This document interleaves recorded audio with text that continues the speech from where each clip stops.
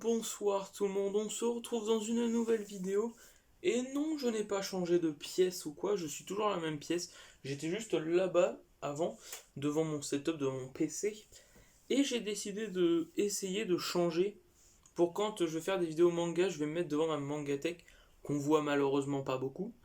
Parce qu'il y a mon siège là qui est un fauteuil qui prend beaucoup de place. Mais on peut apercevoir quand même quelques petits mangas ici. Du coup, dites-moi ce que vous en pensez de ce plan. Peut-être qu'il faudrait que je trouve un moyen de mettre ma cam plus haut en fait, pour qu'on voie un peu plus haut et un peu plus plongeant et qu'on voie les mangas derrière. Voilà, je sais pas. Dites-moi comment vous trouvez ce plan. S'il y a des choses à améliorer, si voilà, ou si vous le préférez à l'ancien. Parce que du coup, si vous préférez l'ancien, autant rester à l'ancien. Mais voilà. Donc du coup, je fais ce petit test. Dites-moi ce que vous en pensez, tout simplement. Alors du coup, je fais cette petite vidéo pour parler du premier manga qui m'a déçu. Je fais des gros guillemets, pourquoi? Parce que j'ai quand même apprécié le lire, j'ai quand même bien aimé le lire. Mais quand je dis qu'il m'a déçu, c'est dans le sens où que je, je m'attendais à beaucoup plus. Du coup, je vais pas faire durer le suspense plus longtemps. Le manga en question est Sword Art Online et... Excusez-moi.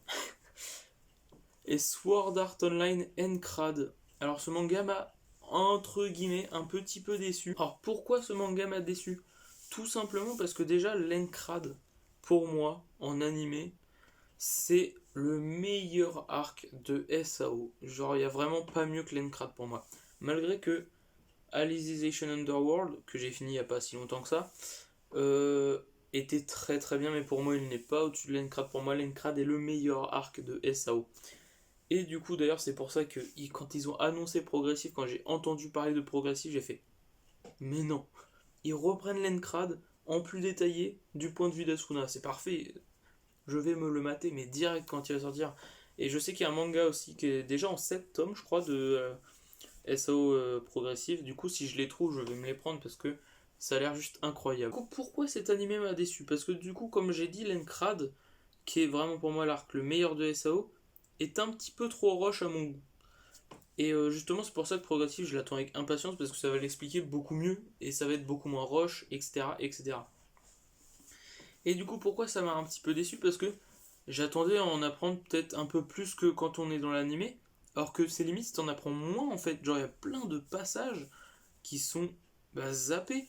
Genre, par exemple, dans l'animé, tout l'épisode où c'est le fight contre le premier boss, mais t'en entends même pas parler du premier boss dans le manga. Pareil, le moment où Kirito il est dans la guilde Les Chats Noirs au clair de lune, t'en entends pas du tout parler. Bon, tu les revois un tout petit peu à la fin du tome 2, quand il y a des petits souvenirs, mais sinon t'en entends pas du tout parler. Pareil, il y a plein de petits trucs comme ça, donc certains gênants, d'autres pas trop gênants, genre par exemple les deux points que je viens de citer, c'est ce qui m'a vraiment le plus marqué, qui m'a le plus choqué, quoi, entre guillemets. Mais du coup, vraiment, et aussi, deuxième point qui m'a pas déçu, mais que j'ai un petit peu mis dans l'aspect négatif, c'est les dessins. Oui, moi qui suis tout le temps en train de dire les dessins c'est magnifique, nanani nanana, et que je suis très peu difficile même, vous me dites un dessin dégueulasse, genre SNK, tout le monde dit que c'est pas ouf, bah ça me dérange pas moi les dessins de SNK, voilà. Mais les dessins de SAO, bon je vais vous montrer une petite planche. Bon je sais pas si c'est la meilleure des planches, mais très clairement, je trouve pas que les dessins sont incroyables quoi, genre vraiment. Kirito, déjà, quand je l'ai vu la première fois, j'avais l'impression que c'était pas Kirito en fait. Genre vraiment la première fois quand on voit sa tronche, genre regardez ça, cette page là, genre je sais pas, j'ai pas trop accroché au dessin, c'est la première fois que ça me fait vraiment ça parce que ça me l'avait fait sur TPN, comme j'avais dit, The Promised Neverland, où qu'au début j'ai été en mode les dessins ils m'ont paru bizarres à l'œil mais je me suis fait très vite.